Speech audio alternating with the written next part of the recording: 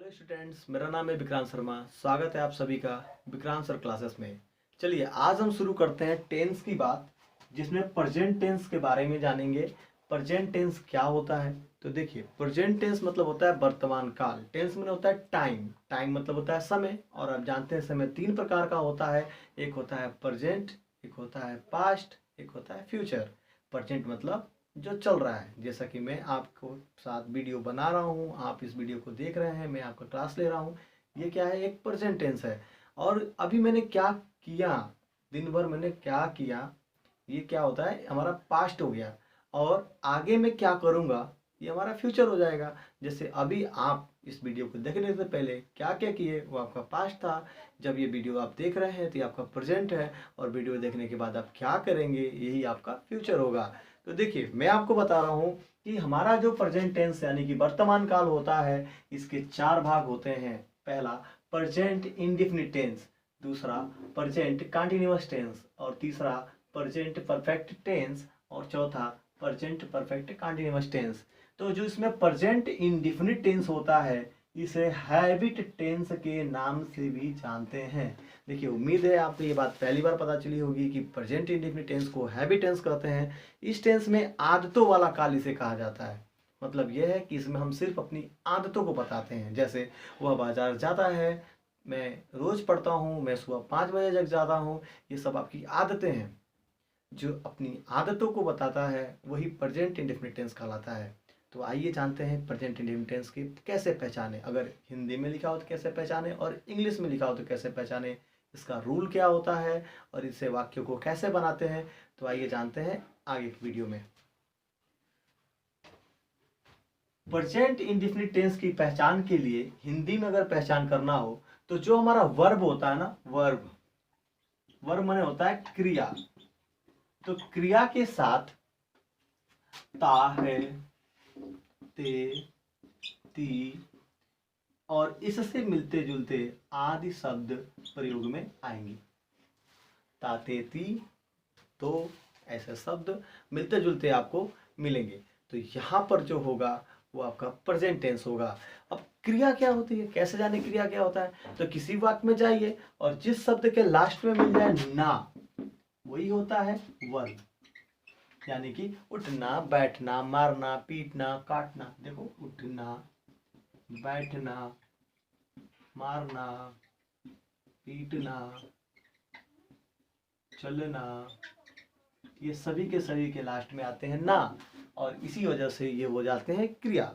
है ना कमाल की ट्रिक? आइए जानते हैं आगे कि आखिर इंग्लिश में कैसे पहचाने। तो देखिए स्टूडेंट्स, इंग्लिश में पहचानने का सबसे आसान तरीका क्या है कि वाक्य की शुरुआत हमेशा सब्जेक्ट से होगी, क्योंकि ये हमारा जो है वो टेंस जब हम पढ़ते हैं। देखिए, वाक्य दो प्रकार का होता है, एक होता है कर्मवाच्य, एक होता है कृतवाच्य।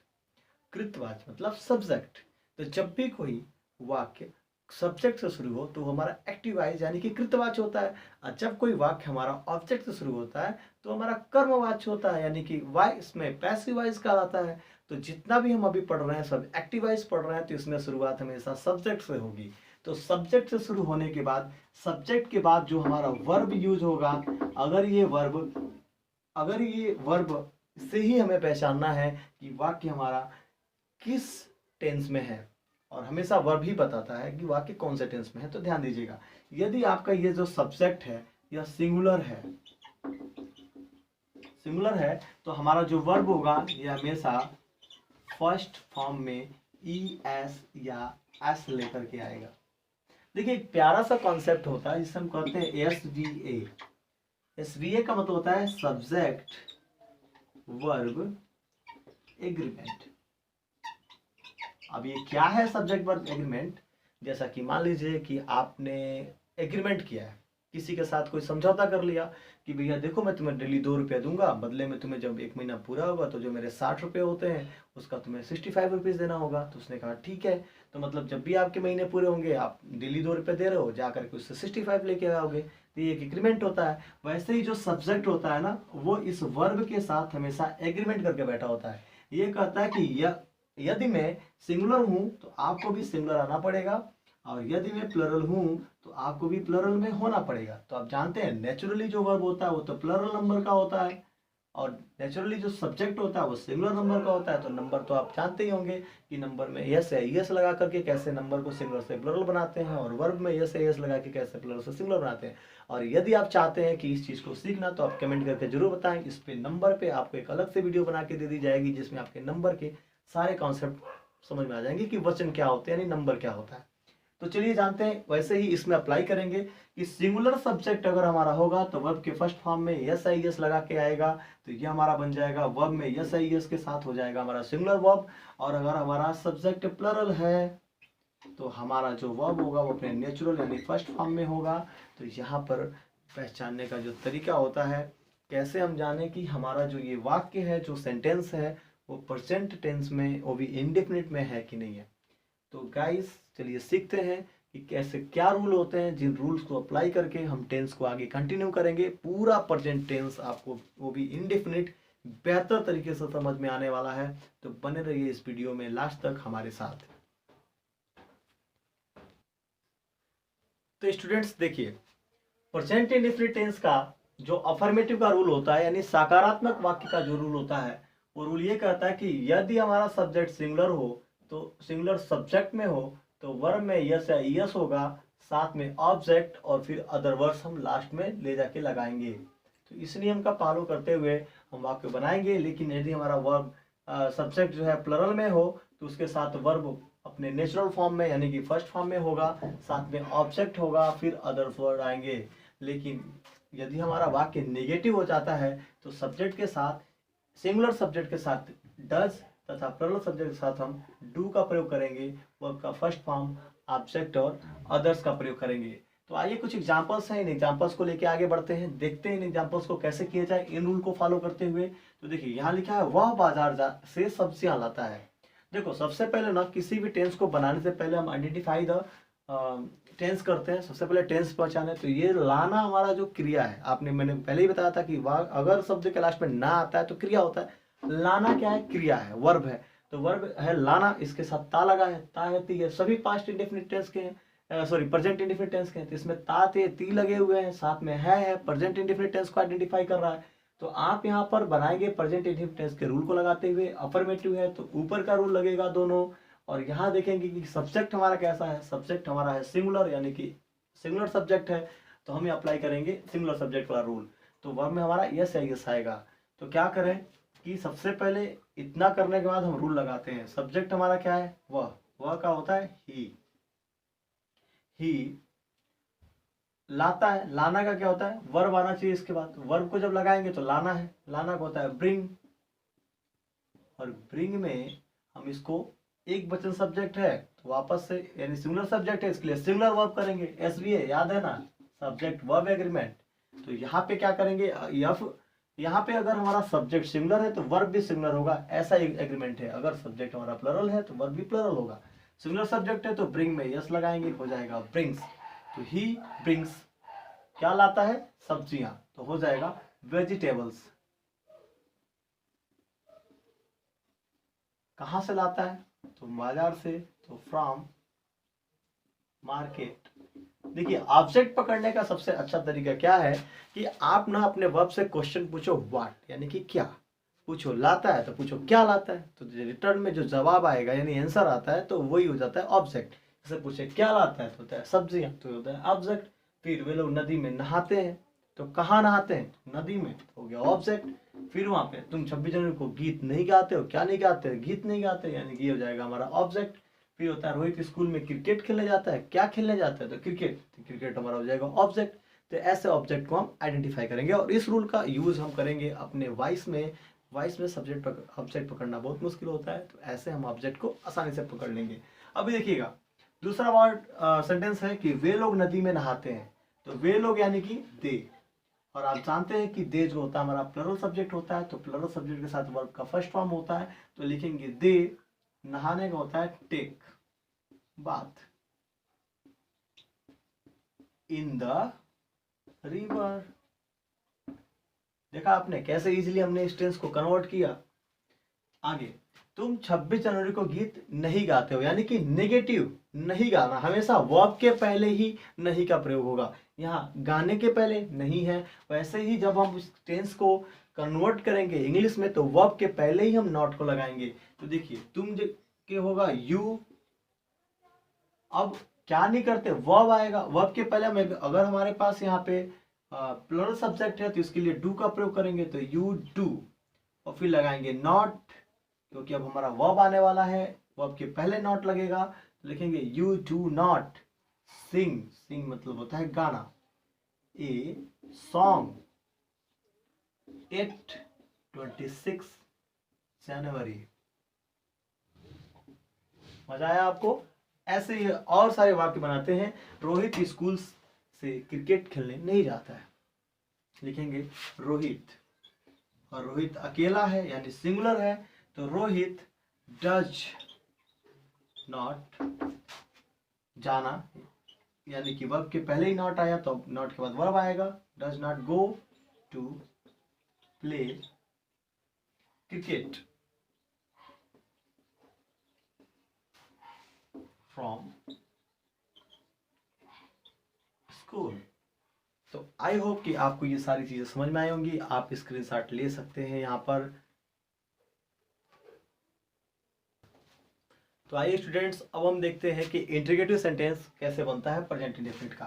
तो इंट्रीगेटिव सेंटेंस में दो तरह के वाक्य होते हैं, एक होता है एसनो टाइप और एक होता है डब्ल्यूएच फैमिली टाइप। तो एसनो टाइप को देखते हैं कि देखिए निगेटिव का क्या रूल था, पहले निगेटिव के रूल को देखें। तो सब्जेक्ट था, सब्जेक्ट के साथ हमारा डू था और डज था, और साथ में क्या था, नॉट, उसके बाद क्या था हमारा वर्ब, वर्ब का फर्स्ट फॉर्म प्लस हमारा क्या था ऑब्जेक्ट, और साथ में लगे क्या थे अदर्स। तो यहाँ चेंजेस क्या करना है, चेंज बस इतना करना है कि जो ये डू डज है ना और ये सब्जेक्ट है, बस इनको चेंज करो, बाकी कुछ नहीं। क्या करना है, एक दूसरे की जगह को ना रिप्लेस कर देना है, और हमारा जो सेंटेंस होगा वो कन्वर्ट हो जाएगा ऑटोमेटिकली इंट्रोगेटिव के एसनो टाइप में। तो करें क्या, बस इसकी जगह को, प्लेस को चेंज करें, बाकी इधर किसी तरह का कोई चेंजेस नहीं करेंगे। याद करने का सबसे अच्छा तरीका है ये। और किसी भी वाक्य को अनुवाद करना हो, ट्रांसलेट करना हो, तो इस पैटर्न पे आप आसानी से कर सकते हैं। तो हम करें क्या कि डू या डच को हम पहले लेके आए और प्लस में कर दें क्या सब्जेक्ट। अब यहाँ पे अगर हमारा सेंटेंस नेगेटिव है तो हम नॉट का यूज करेंगे, वरना हम with in the bracket rule में कर चुके हैं। तो अब ये जो हमारा कंप्लीट वाक्य है, यहाँ पे क्वेश्चन मार्क लगा देने से एसनो टाइप के इंट्रोगेटिव में चेंज हो जाएगा। और ऐसे वाक्य के हमेशा हिंदी में क्या होता है कि क्या वर्ड से, यानी कि क्या से शुरू होंगे, जैसे कि क्या वह बाजार जाता है, जैसे वाक्य था वह बाजार जाता है, यहां हो गया क्या वह बाजार जाता है। तो अगर वह बाजार जाता है बनाना हो तो लिखेंगे कि ही गोज टू मार्केट। और आपको करना बस इतना है कि हमें इस क्या के लिए डू या डज से यूज करना है। तो सब्जेक्ट हमारा सिंगुलर है तो आगे डज आएगा, तो लिखेंगे डज और हो जाएगा ही गो टू मार्केट। और यहाँ से हम अपने ईएस को हटाएंगे, क्योंकि जो हमारा ईएस इसमें था वो इस डू के अंदर ही ईएस लगा करके आ चुका है। तो does he go to market, और यहाँ पर हो जाएगा हमारा क्वेश्चन मार्क। अगर यही वाक्य हमारा नेगेटिव में होता तो क्या करते, बस जहां से हमने नॉट को ब्रैकेट में किया है नॉट को ब्रैकेट से बाहर कर देंगे। जैसे हो जाएगा does he not go to market. तो ये वाक्य हमारा सेंटेंस हमारा चेंज हो चुका है एसनो टाइप में। तो स्टूडेंट्स, उम्मीद है आपको ये रूल समझ में आया होगा। आगे हम बात करेंगे कि यदि हमारे पास एसनो टाइप के अलावा WH फैमिली के हो जाए तो क्या होगा। WH फैमिली मतलब कि यहाँ पर WH टाइप क्वेश्चंस आएंगे, यानी कि क्वेश्चन वर्ड का यूज होगा। तो रूल सब वही होगा, ऊपर के रूल को हम बस लिख देते हैं, डू या डज प्लस सब्जेक्ट, और हमारा सेंटेंस अगर नेगेटिव हो तो नॉट को लिखेंगे, नहीं तो इन द ब्रैकेट, और वर्ब का फर्स्ट फॉर्म प्लस हमारा ऑब्जेक्ट और अदर्स। रूल्स देखिए, जोड़ना क्या है कि इस वाक्य के पहले हमें सिर्फ क्वेश्चन वर्ड जोड़ देना है। क्वेश्चन वर्ड यानी कि जो क्वेश्चन वर्ड यूज हुआ है उस क्वेश्चन वर्ड को हम पहले इसमें लिख देंगे। जैसे वाक्य अगर बनाना हो तो कैसे बनाएंगे, देखिए एक बार इसको ठीक से करते हैं। यहाँ पे question word plus do Dutch. अब देखिए वाक्य कैसे बनाएंगे, क्या वो बाजार जाता है, तो इसी को हम चेंज करते हैं कि वह बाजार क्यों जाता है।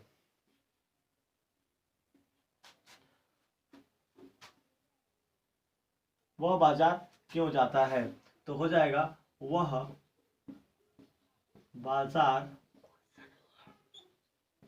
क्यों, और यहां पर देखिए यहाँ पे क्वेश्चन वर्ड हम यूज करेंगे, वह बाजार क्यों जाता है, क्वेश्चन मार्क। अब क्यों जाता है तो इसको हम क्या करेंगे कि क्यों जाता है, तो ये क्यों जो हमारा है ये क्वेश्चन वर्ड है, तो क्वेश्चन वर्ड को रूल से काटिए हम सबसे पहले लेके आएंगे, तो यहां लिखेंगे वाई, और आगे क्या होगा कि सेम चेंजेस ऊपर वाला, तो ऊपर क्या था कि does he go to market, और ये सेंटेंस अगर निगेटिव हो जाए कि नहीं जाता है, निगेटिव में क्या करेंगे, निगेटिव में क्या करेंगे कि वाई तो रहेगा, डज भी रहेगा, और नॉट कहाँ लगा रहे थे, वर्ब के पहले, तो why does he not go to market. तो स्टूडेंट्स आप इसका स्नैपशॉट ले लीजिए। उम्मीद है आपको ये टॉपिक अच्छा लगा होगा। ऐसे ही मजेदार वीडियोस पाने के लिए हमारे चैनल को लाइक करें, सब्सक्राइब करें और कमेंट करके जरूर